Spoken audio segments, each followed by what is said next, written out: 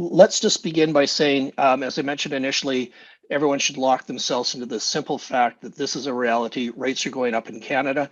In fact, rates may go up next week, as early as next week in Canada. I put the odds right now that at roughly 75%, that rates will probably go up maybe a quarter of 1%. Yeah. In Canada. And then at the next Fed meeting in March, I think you'll probably, not March, in February, you'll see interest rates go up in the US. Now, what is interesting is when you look at Canada versus the US has inflation right now of 7%. Canada's inflation number, I think, is around 4.3, somewhere around there.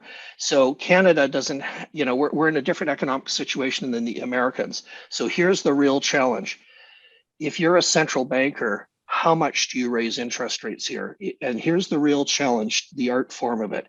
If they raise rates too much, too fast, too soon, then what's going to happen is they're going to push the economy in North America into a recession. Mm-hmm. If they don't do enough, then inflation is going to continue to expand.